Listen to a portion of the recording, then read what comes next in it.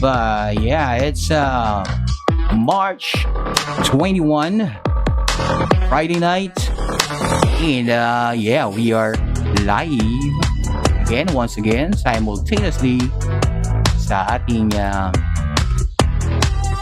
Facebook, YouTube, and TikTok. Hello sa inyo lahat. I hope everybody's okay. Alright, so can you hear me loud and clear? No? Okay, let's see our live stream. Let's have a check. Hello.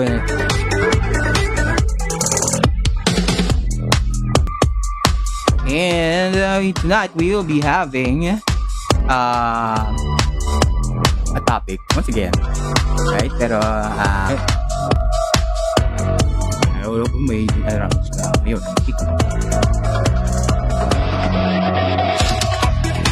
Okay, ito ang nagkaka-problema ang ating internet connection. But anyways, yeah, we will be having a topic today. It's about the red flags. Right? So if you are you're hiring, if you are planning to hire a freelance service provider for your business, and yeah, these are red flags that you should take caution, right? So kaya lang ako, itatag lang ako ng join our live stream, everyone. All right. So before we start the live stream, Mardegya, hello, Lisa May, on Caniza Salazar, hello, all fans, Christine, Jen, hello, welcome. Alright, so before we start, before we go to the topic of the red flags, alright, so again, would you like to remind that this live stream is brought to you by FreelancerPhilippines.com. Let every Filipino find their ideal workplace online. So our goal, our vision is to let the ideal client hire their ideal service provider. Okay ba yun? So yeah. So that's this is our community for job. Hello. Ayun, ito na ating puputo ng ating live stream. Right, so let's take a look at our website. So our job board. Right. So currently there are ano ba to? Alright, so you can check that job listing if you are a photo video content creator. Answer this can choose you. Right, so yeah. And for a go high level CRM specialist, agava.com.au is hiring also. It's a remote job, Australia. Graphic designer, again, from agava.com.au. It's from Australia. It's a full-time position, so you can check that listing also. And a short form content video creator for Freelancer Philippines. Of course, we will be needing your help. Short form content creators. Check that out and apply. Community engagement specialist.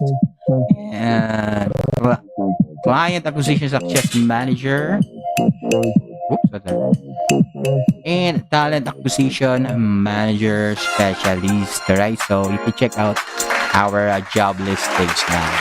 Alright, so if you are hiring, of course, you can post your job listing here kung gusto nyo mag-hire ng mga service providers, online freelancers sa ating community.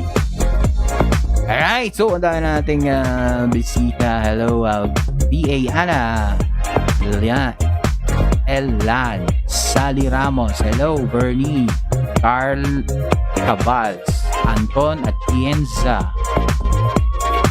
and Isa, Ate Ading, OCB, Tita RL, Catalea, Jen, hello, welcome sa inyong lahat. And yeah, going back to you can help me reach 50 live stream viewers, we'll be having a raffle. Alright, so yeah, okay pa lang yan, 50. So we will be having a raffle. So handaan nyo lang mga Gcash nyo if ever you can reach 50. And if you are yeah, I would like to invite you to make things more live and lively. Live talaga yun. I invite you to talk with me. Get kayo dito sa aking live stream and talk with me live, and let's do a discovery call na. So discovery call is something that we do for our clients before we onboard them. It's where we can assess their problems, and we can assess if we can solve their problem by our services. Okay? So when we can know, we'll know we are fit to work together, right? Now, if you don't want to talk with me, of course, if you have questions, you can drop your questions on the comment sections where we all know the magic happens. Lahat ng mga magic nandun sa comment section. So don't be shy to drop your questions in the comments. So you can yeah, who knows if you can answer it. All right, so let's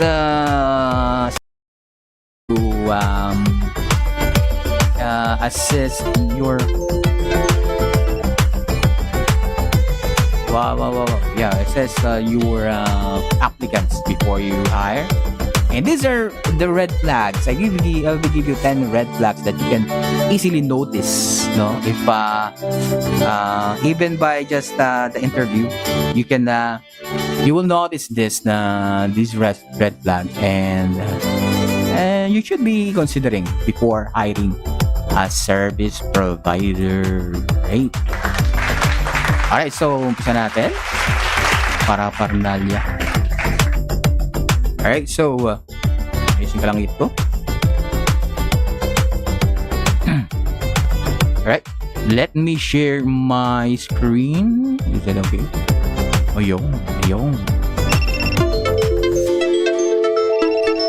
Alright, so medyo unstable ang ating connection. Hello. Are we okay? Ayan. Alright, so hiring a Filipino freelancer can be a great experience, of course. But to avoid problems, watch out for these red flags before making a hire, of course. So to avoid problems, avoid overspending, avoid more complexities in your businesses, of course. Before you hire, watch out for these red flags. Okay, let's see. Number one is poor communication. Slow or vague responses to messages. Slow. Alright, so inability to clearly explain their skills and experiences. Right? Difficulty following basic instructions. Alright, so for communications, I would like to emphasize the term communication. Right? So communication is not only speaking, not only writing, but it's a cycle. It's a process, no? So there are two persons involved in a communication, and both of them should respond, no? First, yung sender ng message, whether it's verbal or written, the sender should send the message clearly, should understand clearly And not only that, kailangan na naintindihan niya, and upon understanding, he should give a feedback, no? Pag walang feedback, hindi naging magandang communication. Although sabi nga na no feedback is also a feedback. Pero for communication, again, communication is no, if your freelancer service provider is slow or vague in response to message, it's a red flag, no? It's unable to clearly explain their skill, no? And basic instruction, no? Instructions is very important. If they cannot, lalo na yung mga basic, if they cannot follow basic instruction, that is a red flag, a big red flag. All right. So that's number 1. Number 2 is too good to be true pricing. All right. Too good to be true. Sabi nga nila, if it's too good to be true, maybe, yeah, it's not true. So rates that are significantly lower than the market average, it could indicate inexperience or low quality work. Right? So promising high quality results in an unrealistically short. We all know quality needs time. So if you will be rushing things, of course the quality will suffer. So, and if your service provider is offering a too good to be true pricing, it might not be true. So if their rates are lower, not only yung rates na high, no, those who charge really low could indicate na hindi nila alam ang ginagawa na. Inexperience and low quality. So, that's number 2. Red flag number 3 is no portfolio or work sample. Okay? Claims of experience but cannot show actual work. Only sends generic or stock samples. Okay? Claims of experience, of course, claiming is one thing but proving is another thing. Right? So, if they cannot show their actual work, it's a red flag, you know? Right? So if let's say he's a beginner and he don't have a portfolio yet, that is acceptable. But if you can see that he's already spent some time in that field and still wala pa siyang portfolio, or not only portfolio, actual work, if it cannot show any actual work, that's a red flag. It's a red flag. Now portfolio, it's not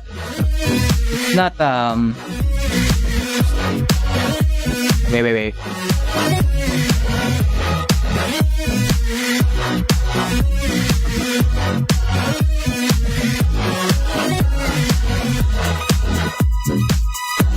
Ayun, technical difficulty. Portfolio should not be a problem if you are practicing your craft, if you are mastering your craft, no? So, not portfolio cannot, hindi naman kailangan ng fancy ang portfolio. So just give your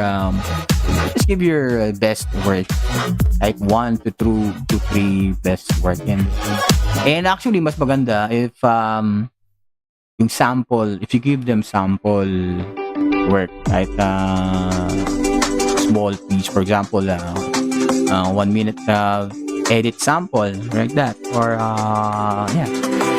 writing sample, or ganun. So I think kasi portfolio minsan nadadaya rin. So I know a lot of people using the portfolio. Alright, so number 4, bad reviews or no client feedback. Okay, so bad reviews, negative testimonials from past clients. Check Upwork, Fiverr, or LinkedIn. Okay, testimonials and feedback. No reviews despite claiming of years of experience. Okay, if they claim experience of work pero wala siyang mga review or any comment man lang or feedback galing sa past clients, that's a red flag, no? And itong reviews, of course, reliable yung mga reviews sa mga freelance platform, mga Upwork, Fiverr, and even LinkedIn, because meron mga recommendations dun. So you can check that. You know, bad reviews can be not true, but of course it's still a caution, no? What do you call this? You should take a caution pa rin, no? Kasi sabi nila, if there's smoke, there should be a fire, no? So you can siguro verify nyo sa kanya if it's true or not, right? So alright, so number 5, inconsistent online presence. So different names, profiles, or contact details across platforms. Right? So outdated LinkedIn or social media accounts with little professional yeah, that is also a red flag dahil you cannot verify their background.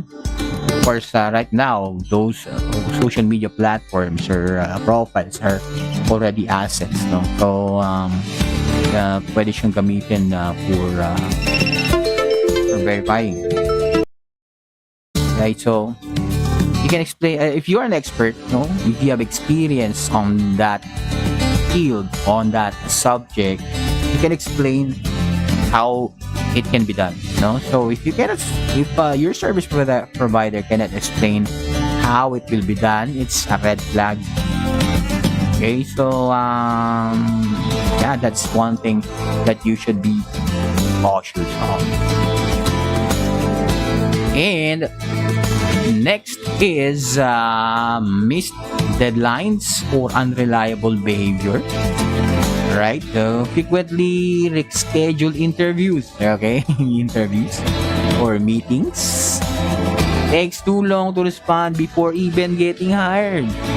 Diba? Di ka pa na-hired. Tagal mo nang mag-respond. Alright, so deadlines are deadlines, meaning you're dead if you don't sad to say, talagang ganun na deadlines. Even if you hindi ka pa hired and you even meetings or your initial interviews hindi mo pa ma-hit, so that is a red flag, no? Especially yung some employers or businesses really emphasize punctuality, no? Lalo na they want to diminish yung Filipino time, no? And again, deadlines are set because there's a reason. So if you have respect to deadlines, that's big points for you. So yeah, if your service provider, even if he isn't hired yet, hindi pa siya hired, no? And showing this behavior, unreliable behavior, it's a red flag. Alright, so requires full payment upfront. Reputable freelancers accept milestones payment or partial deposits, right? Alright, avoid those who insist on full payment before delivering the work. So this is a red flag. Full payment agad. Of course, there will be, we don't know what will happen, you know, especially for big budget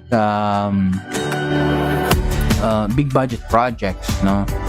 Sometimes the clients would resolve to milestones. So hati-hatiin yung mga phase ng kanyang project. Maybe depende sa laki ng project na yun. Or partial deposits, usually yung 50% max, 50% deposit. So full payment, it's a red flag, especially if you don't know you don't know yet the you don't know yet the provider, right? So yeah, but sometimes if the client or the prospect trust or they know each other, I think that's. Ooh, hi, Ishtar, Todd Thomas, Teresa Wellan. Hello, Prince Vince. Hi, Dark Angel. Alright, so that's number 8. Let's go to number 9. Hesitation to use contracts. 4. Red flag prepares vague verbal agreements with no accountability. Right, so yeah, putting it in writing means accountability. So kasi pag verbal usually are forgotten, no? Clear, dapat clear ang scope, deadlines, and terms. So if your service provider don't want this, it's a red flag. Take care, take cautions. And of course, 10, the last but not the least, poor English or grammar. For grammar, job, you should be an expert. You should be an expert in writing, especially in grammar, diba? Kasi alam naman natin maraming grammar Nazi sa Pilipinas. Maraming grammar Nazi sa Pilipinas, no? So and yeah, it's a turn off kasi sa mga businesses pag maraming poor, wrong grammar or poor structure.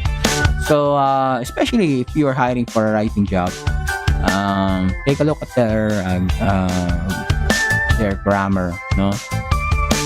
Yeah. So yeah, if your applicant, your service provider shows poor grammar, especially you're hiring for a writing job, okay, that's a red flag. Okay, so again, no, those are just 10 of the red flags. I know there might be more. You can comment that if you don't if you feel that I haven't included it, or you have comments. Yeah, I would like to see your feedback. Right, so let's have a recap, a very short recap. Of course, these are the red flags, no, before hiring your Filipino, especially Filipino service providers, no. So yeah, again, communications has two-way. There's there's a sender and the receiver, and the receiver should give feedback. So for communication is a red flag. Too good to be okay, so no portfolio or work samples, no, especially if they claim experience, at least their sample work, no, they can show samples, especially for the creative positions, right? Bad reviews and no client feedback, bad reviews, right? So if there's simply fire, so take caution on this, bad reviews on your applicants, and inconsistent online. Ang ating internet is very unstable today. Right, inconsistent online presence. So, iba-iba yung kayong names and profiles, no? Meron pang SpongeBob, tapos sa puso mo. Working, ano ba tawag doon? Slack. So, at least update your social media accounts, and please make them the process will be. That's over-promising skills. It's a red flag. Missed deadlines or unreliable behavior, right? Being late or asking for reschedules, even before even getting hired. So huge a red flag. Requires full payment upfront. No, it could be, of course, partial deposit provider. 9, hesitation to use contracts or agreements. Avoids discussing scope, the deadlines and terms. and prefer verbal agreements. That's a red flag. Put everything in writing so we can have, you should have. Yeah, again, this live stream is brought to you by Freelancer Philippines. Yan. Let every Filipino find their ideal work. Internet connection is somewhat choppy, right? Anyways, hope everything is okay na. So yeah. So again, I'd like to invite you to join me in this live stream. Yeah, you can book a call. Let's do a live discovery call. Right? Just kind of your code and book a call with me. If you don't want to talk with me live, you can register as an affiliate. Right? So as an affiliate, you will have a 20% commission on all to invite your friends, colleagues, family, and community members. Yeah. Now, if you want to consult with me, if you don't know me yet, I'm Rene Yanda. I'm the webmaster of freelancer.com. You can consult me regarding your business if you need to pick my brain or help you strategize, troubleshoot, or plan your business or anything. My expertise revolves around video production, digital marketing, personal branding, and business development. Yeah, if you want to talk to me on a different level, this is a paid consultation. So these are for those serious business person. All right, so yeah, okay. So again, that's our topic for tonight. The 10 red flags, freelance red flags that you should be looking. Be cautious, right, before you hire your service provider. Okay, again, thank you for joining me, and I hope to see you next time again sa ating live stream. And this will be a regular activity or programming sa ating community. So I'll be expecting